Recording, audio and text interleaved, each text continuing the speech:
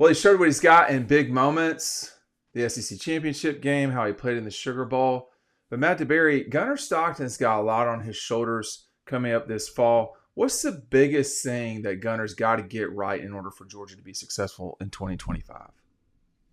I think at some point he's going to have to put the offense on his back, Dean, and win big games with his arm and make big throws late in the game in fourth quarter. They're playing Alabama at home, Texas, Ole Miss, Tennessee, Auburn. I mean, they've got some really big games that I think are going to be really, really tight.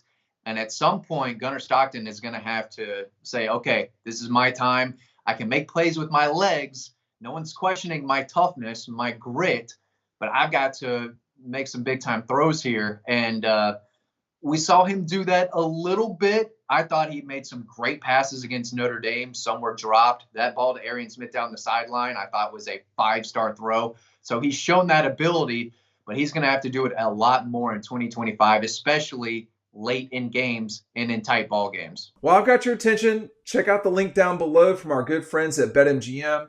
Use the promo code MEGABET, MEGABET, to get a chance of up to $1,500 on bonus bets if your first bet doesn't win. The link is right down below. You can bet on any number of things. Futures for the NFL, futures for college football. They got baseball betting, all sorts of things that you can have fun with. Let's be responsible about it. Don't miss out on this. It's a really cool thing. Again, from our buddies over at BetMGM, use the promo code MEGABET, MEGABET. Get a chance for up to $1,500 in bonus bets if your first bet doesn't win. Check it out. Links right down below. Well, consistency is the key to greatness, to be honest with you. I mean, you think about the difference between a one-hit wonder and a Hall of Fame player. You would never compare Jeremy Lin to Michael Jordan. Insanity was not the same thing. So you've got to do things consistently. And you mentioned you rattled off a lot of games there. Auburn. You talked about Alabama, Auburn, Tennessee. I mean, there's no shortage of difficult games Georgia plays, but the thing that you want to have is the ability to do it, not be forced to do it all the time. In 24, Carson Beck was asked to do a lot. I would say too much. And they can't ask Gunnar to do that in 25. They'll lose, 4 games. My suspicion is so I think the schedule sets up better than maybe we thought. You're going up to Tennessee, Matt. I don't know what's going on in Tennessee right now. Maybe that was a good thing that Nico left. I don't know. But it seems to me that there's some adjustments that have to be made at Tennessee. And then you've got the Auburn game and the Alabama game that are near one another. But this Georgia schedule, I'm okay with it in terms of what they can do. You got to go to Auburn and go to Tennessee. Those will be challenging for Gunnar. I mean, Gunnar is living where Gunnar lives. There's a fair amount of Tennessee fans, probably more Georgia than anybody. But in North Georgia and the mountains, there's plenty of. So he probably grew up with some Tennessee people. And then you got to go to Auburn. So that's tricky. At some point, I don't know when it will be. It could be at Mississippi State. It could be against Georgia Tech. He's going to have to step up and make plays. But I guess what I want to know from you is, did he not do that in the SEC championship game? Does that not prove his ability to do it? Or was that not enough for you? He did in ways. He had the bad interception. Yes. So there were some ups and downs. And I think he ran for at least 2 first downs with his legs. And then had the big run at the end where he almost scored a game-winning touchdown. What I want to see is him do it on the road, right? Both of his games, the Texas game in the second half, obviously at a neutral field. More Georgia fans obviously being in Atlanta, but the second one was in New Orleans, right? We saw Carson Beck step up in a big way at Auburn in 2023. Now, he had Brock Bowers to throw to. Gunnar Stockton's not going to have Brock Bowers. But can he show up when it's a tight game on the road, the crowd's going nuts, and he makes big throws down the stretch in the fourth quarter to win a game? Carson Beck had no problem going up to Knoxville and Neyland Stadium in 23 either. So he showed the ability to win games on the road. Gunnar Stockton is going to have that same opportunity. And, we'll see where it goes. But he's going to have to make plays with his legs, but with his arm as well. And I think people are still questioning his arm, whether it's his accuracy, whether it's the throwing motion. It's not super clean. It's not super quick, right? It's a little different, but the ball can still zip out of his hands, and he can still launch it 50-plus yards down the field. He's going to have to show that he can do that, not only against Alabama and Texas and Ole Miss at home, but he's going to have opportunities to do it on the road too, and they're going to need him to step up. Yeah, let me just focus back on that SEC championship game real quick, Matt. This is the first time I looked at this in a while. I think this is actually important because I'm a big drive chart nerd. They scored on three of Georgia's first 4 possessions. They scored when Gunnar Stockton had the ball. Of course, he threw the interception, so that was pretty bad. And then they took a knee, and then they scored on the next one. So of his total possessions, I'm not going to count the one where they took a knee. So that's 2, 4. So of the 6 possessions, they scored on 4 of them. That's some seriously high production, man.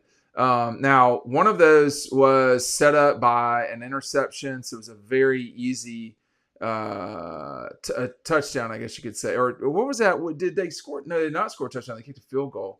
And one, he got I misspoke a second ago. They received the interception. That all but cinched the game until he threw one back to them. But let me just go like this, Matt. 10 plays, 75 yards, touchdown. 3 plays, negative 21 yards because of a sack. You should never have that far backwards. But anyway, then a punt. Then they go 9 plays, 61 yards, field goal. 16 plays, 72 yards, field goal. They got stopped at the Texas 6 and the Texas 3. And then the interception was bad. And then they go 6 plays, 25 yards for a touchdown. I have to say that's really good production from him in that game against Notre Dame. And I was on the field for Notre Dame as well. So I guess what I'm trying to say is what they missed this past season, Gunnar Stockton exclusively cannot bring to them, which is explosion on offense. He is either step A or A to B in that. He is not Trevor Etienne. He is not, Dylan Bell or whoever. They're going to have to be more explosive because the explosive players at Georgia are explosive. He is not an explosive player, but his arm could be. That's where he's just not Carson Beck on that front. I know we're going to reiterate that a bunch of times, but this production in the second half, that's pretty good production. I'm just doing the math in my head real quick. That's 250-ish yards, it looks like, on offense in the second half against Texas, a really good defense. Yeah, and I'm not going to put the lack of production against Notre Dame really on Gunnar Stockton because the offensive line played worse than he did. I thought the receivers played worse than he did. So I will take a productive quarterback over the more talented quarterback. And Gunnar Stockton showed, especially in that SEC title game, that he can be productive and lead them to drives down the field. I don't think there was a 3-and-out against Texas. I know there were probably several against Notre Dame. Again, that's not all on him. He did have a 3-and-out. He had 1 3-and-out, which was that where they got sacked for negative however many yards. It was significant. Yeah. I thought he got blasted and the ball went backwards and out of bounds. That may have something. Oh, is that what it was? Okay, there you go. Something like that. But he's shown that he knows what he's doing. And like you say all the time, he can play quarterback. This is not some new guy in the system. He's been around a little bit. This will be his 4th year in this system. And Kirby says all the time that I think Gunnar, the only time he gets mad is when people around him, the guys don't know everything as well as he does, right? So he knows what he's doing and he can lead. He's got to be more vocal, and I'm sure that's something that he's working on. But he can pick up tough yards with his legs. He can throw the ball deep down the field. He just got to be consistent with it, and he's got a lot of weapons around him. So there's no reason why the offense shouldn't take a step forward next year. He's got more more weapons, I would say, with the addition of Branch and Noah Thomas specifically. But the run game's got to be better. I think that's the biggest quote worry. Or has been, and now they add the Illinois running back. I don't know, Matt. I mean, to me, this Georgia team seems not spectacular, but like really solid everywhere. And there is no Ohio State this season. I don't.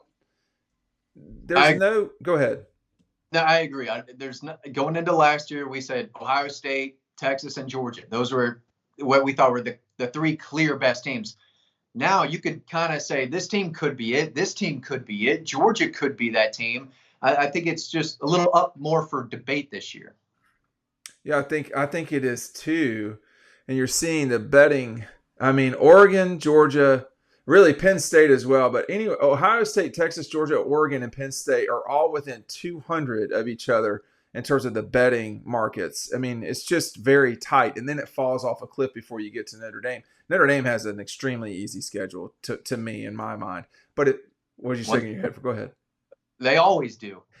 Yeah, I mean, they got A&M and Arkansas, but like, Arkansas is like who you're, so I don't know. But after they get past, I think SC, who I don't know if they're going to be good, they don't play anybody. It's real thin for Notre Dame, and I think that has benefited them through the years. Just real quick on Notre Dame, they go Miami. So see, some of the teams they play every single year are just bad. Purdue just bad. Navy just never worth anything. They go Miami. They go at Miami. They host A&M. Purdue, at Arkansas, Boise, NC State, SC, Boston College, Navy, at Pitt, Syracuse, and Stanford. I think after, I would almost argue after Arkansas, I mean, I don't know how good SC is going to be. After the Arkansas game, you're pretty much looking at, can you beat Syracuse at home? And if you do, you're probably going to be in the playoff, even if you lost both your openers, the opener against Miami and Texas A&M. Yeah.